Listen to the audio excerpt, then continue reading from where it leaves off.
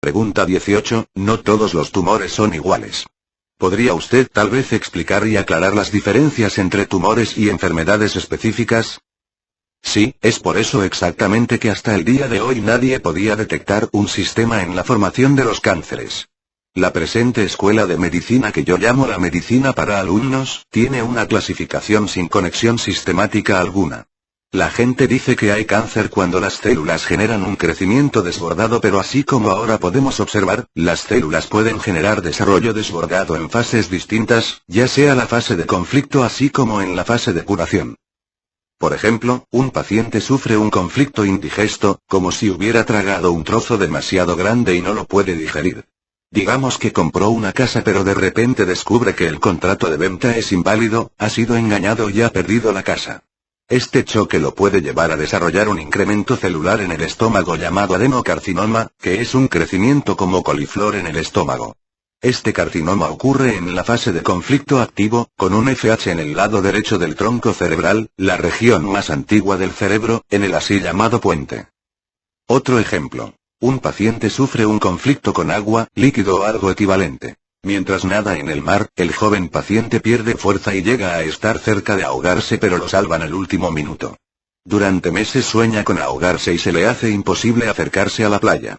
Sufre un cáncer del riñón, necrosis al parénquima, y desarrolla desintegración celular, necrosis, en el tejido del riñón, parénquima, hasta que el riñón deja de funcionar. Años más tarde, el paciente se va de vacaciones con su familia a la playa.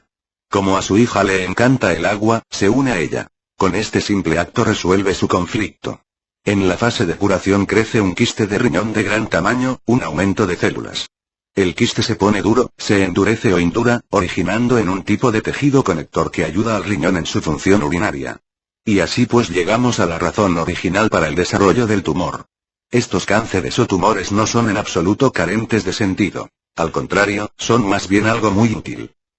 Como en nuestro ejemplo, cuando tragamos un trozo demasiado grande y no lo podemos digerir, el organismo genera un gran tumor. Esto no carece de sentido puesto que las células digestivas e intestinales producen gran cantidad de jugo digestivo para así digerir el trozo con mayor facilidad. Esta misma inteligencia entra en juego al construir un quiste de riñón que es en realidad un nuevo gran riñón para poder volver a orinar. Es esta la razón para los varios crecimientos tumorales que antaño no podíamos comprender. Hoy en día podemos diferenciar claramente entre ellos y localizarlos en el cerebro de acuerdo con su forma histológica y conflictos que los subyacen. Todos estos enlaces han sido resumidos en este sistema ontogénico de los tumores y equivalentes cancerosos. Cada enfermedad conocida en la medicina transcurre en el marco de estas 5 leyes biológicas. Se las puede examinar y reproducir de acuerdo a este sistema ontogénico de los tumores y equivalentes cancerosos. Los eventos en la psique y en el cerebro son equivalentes durante la misma fase, pero difieren a nivel orgánico. Aquí vemos que el cerebro antiguo dirige órganos que generan crecimiento celular durante la fase activa del conflicto, mientras que el cerebro nuevo dirige los órganos que forman hoyos, necrosis y úlceras en la fase activa del conflicto. En la fase de curación actúan a la inversa. En la fase de curación el cerebro antiguo dirige órganos donde los tumores son destruidos con la ayuda de microbios especiales, mientras que el cerebro nuevo dirige órganos que rellenan los hoyos, necrosis y úlceras con la ayuda de virus y bacterias, a través de hinchazón.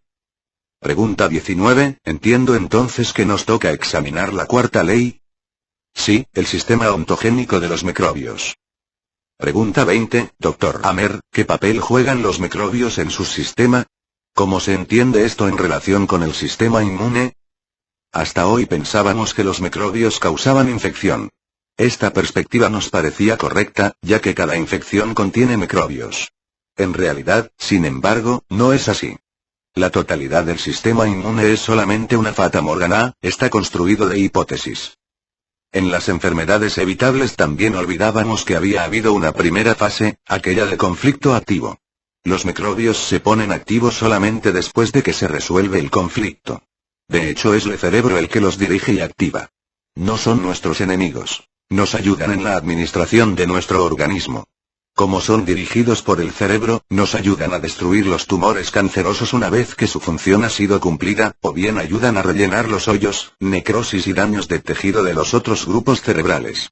Son nuestros fieles asistentes, nuestros trabajadores auxiliares. El concepto de un sistema inmune, de un ejército que lucha contra los microbios enemigos, simplemente es errado. Pregunta 21. Esta relación lo hace a uno pensar en la tuberculosis. ¿Cómo podían todos aquellos hace más de 50 años, que estaban obligados a permanecer en los sanatorios, curar sus tuberculosis pulmonares? Si ignoramos por ahora la tuberculosis de las costillas y nos concentramos en la verdadera tuberculosis pulmonar, entonces podemos afirmar que la tuberculosis pulmonar siempre era la fase curativa siguiente a un cáncer pulmonar avanzado. Este cáncer pulmonar siempre era un conflicto de temor mortal, siempre dirigido por nuestro tronco cerebral. El tumor crece en la fase activa del conflicto, pero se reduce en la fase curativa por medio de la micobacteria tuberculosa, siempre que este tipo de bacteria esté presente. Posteriormente son expelidos con la tos, frecuentemente en forma de escupitajo sanguíneo, llamado expectoración, el cual asustaba a la gente y les producía un renovado conflicto de miedo mortal. Esto puede reconocerse como un círculo vicioso.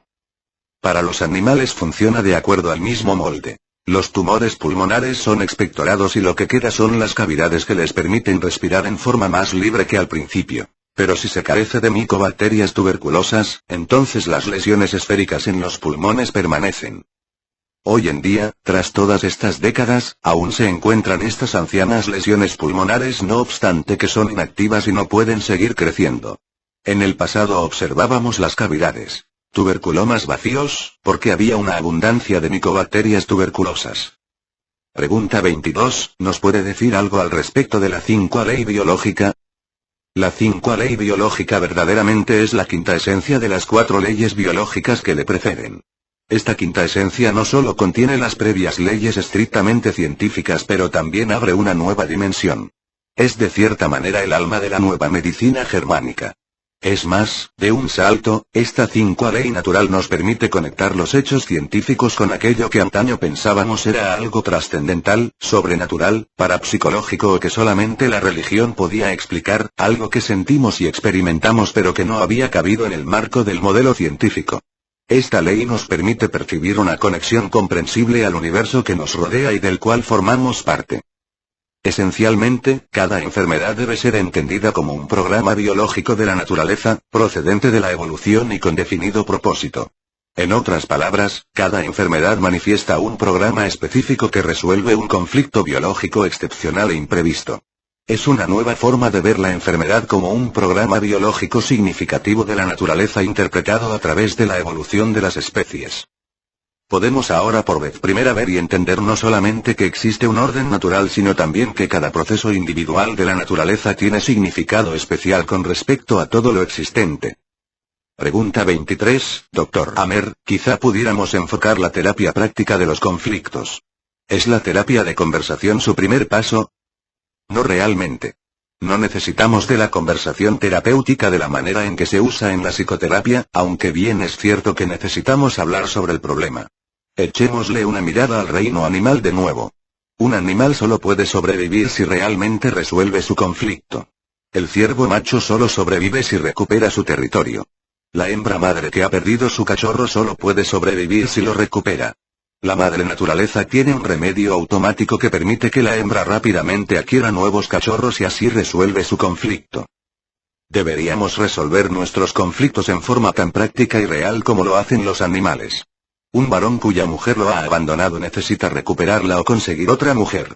El ciervo necesita recuperar su territorio o conseguir uno nuevo. Una solución permanente es la mejor solución. Si esto no puede lograrse, usamos la terapia de conversación como segunda posibilidad. La terapia tradicional que era la usanza hasta el día de hoy era tómese unos tranquilizantes y relájese. La madre naturaleza no creó esta fase sin propósito, ya que solamente gracias a este estrés será el individuo capaz de resolver su conflicto. El estrés debe ser activado para permitir al paciente la posibilidad de resolver su conflicto. Si usted le recetara tranquilizantes al ciervo, este sería incapaz de volver a pelear para recuperar su territorio, al contrario, quedaría paralizado, incapacitado de enfrentar al intruso. Uno puede observar en psiquiatría cómo los pacientes que han recibido tranquilizantes frecuentemente desarrollan enfermedades crónicas. Se les ha quitado la capacidad natural de resolver sus conflictos, y como consecuencia muchos de ellos se ven condenados a vivir el resto de sus vidas en instituciones psiquiátricas.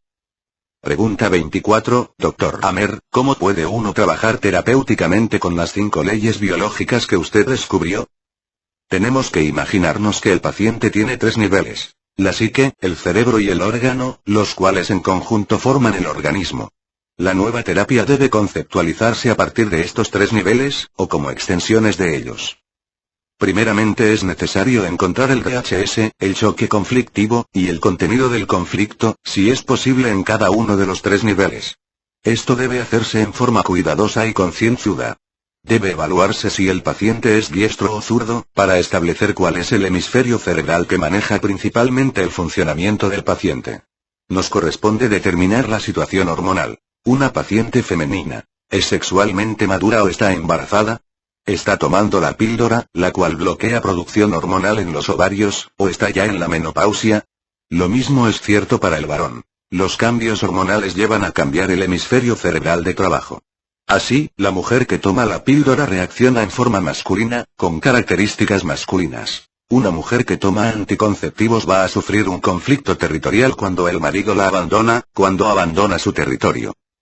Y no solamente buscamos el conflicto a nivel de la psique. Uno debe localizarlo con precisión en el cerebro de acuerdo con la fase del conflicto que rige en el momento de la anamnesis, la narración del paciente de su historia pasada, y examen.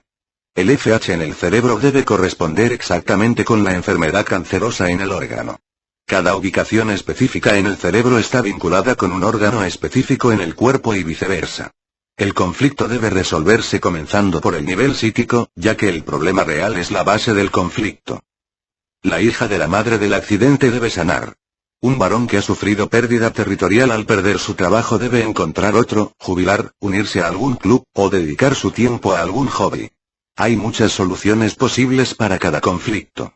En la naturaleza las soluciones están programadas. Por ejemplo, cuando a la oveja le roban su cría, resuelve su conflicto pariendo otra cría. También para los humanos la preñez lleva una precedencia absoluta a partir del 3er mes, no hay cáncer que pueda continuar creciendo ya que el embarazo tiene prioridad absoluta. Las complicaciones más serias que experimentamos a nivel cerebral ocurren con el edema que se desarrolla como signo de curación. La presión cerebral del paciente tiene que ser vigilada para que no caiga en coma. En los casos menos serios, el café, té, Dextropur, vitamina C, Coca-Cola o una compresa con hielo pueden ayudar en esta fase.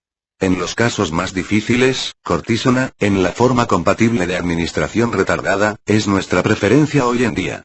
La cortisona no cura el cáncer. Se la usa solamente como droga asintomática para contrarrestar los edemas cerebrales y orgánicos en la fase de curación, como por ejemplo en el caso de dolores óseos que ocurren porque se hincha la piel del hueso. En los casos difíciles, los pacientes deberían consumir muy poco líquido, mantener la cabeza elevada y evitar la luz directa del sol.